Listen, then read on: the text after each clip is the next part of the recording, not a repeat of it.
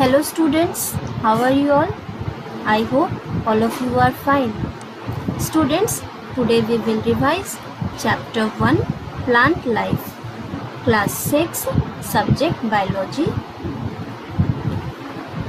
Today we will see the diagrams and few activities on which we have to focus more, so that you can get a clear idea about the chapter. So let us start. In diagrams, page number 1. On page number 1, a diagram is given parts of a plant. In this diagram, the different parts of a plant are shown. So you have to focus on this diagram. Then let us see another diagrams. On page number 2, a diagram is given in which parts of a leaf are shown. The different parts of a leaf are shown in this diagram. And on page number 3, a diagram is given in which arrangements of leaves are shown. The different arrangements of leaves are shown: alternate, opposite and whorl. You have to focus on these diagrams. On page number 4, one activity is given, activity 1.3. In this activity, the aim is to show that water is lost through leaves during transpiration. So, in this activity, we have to take a potted plant, keep the potted plant in the sunlight, and then we have to cover this plant with a polythene bag.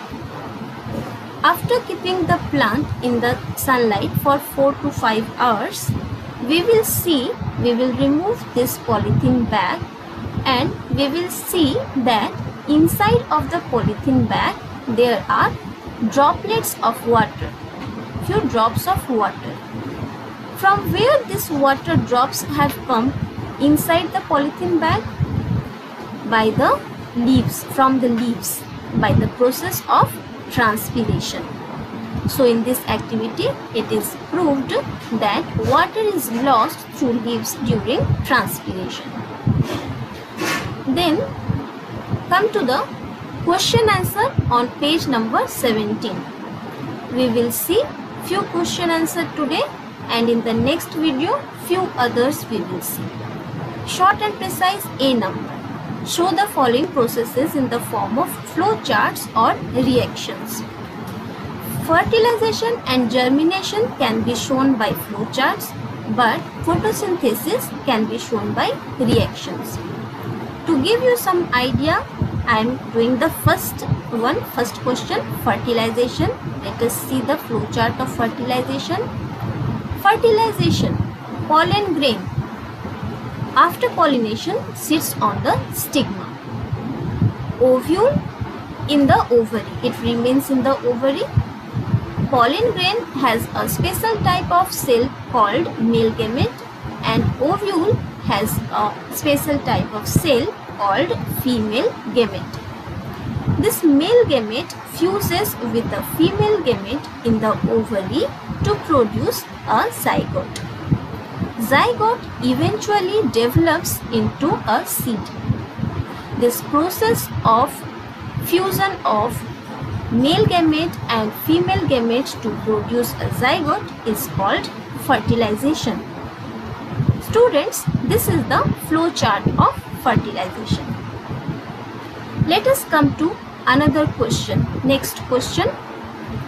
Give reasons for the following statements. Insectivorous plants get nutrition by digesting insects. Insectivorous plants like pitcher plant, Venus flytrap, bladderwort, these plants generally grow in area where the soil is poor in nutrition. So to fulfill this demand of nutrition, the insectivorous plants have to get their nutrition by digesting insects. Next question is, hibiscus is a complete flower. Hibiscus is a complete flower because it has all the 4 whorls, all the 4 rings of the flower. calyx, corolla, androecium and gynoecium. Since all the 4 whorls are present in hibiscus, it is a complete flower. Stigma is a disc-like expanded part. Why is a stigma a disc-like expanded part? Because stigma has to hold the pollen grains for the further process of fertilization. That's why stigma is a disc-like and expanded part. The next question is, in plants, agents are required to transfer pollen grains. Why it is so that plants need agents for their transfer of pollen grains?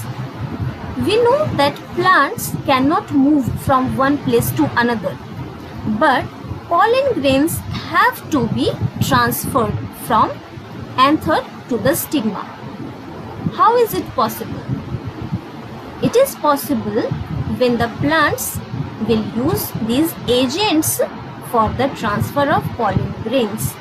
These agents are sometimes wind, for some plants it is water, and for other plants it is the insects.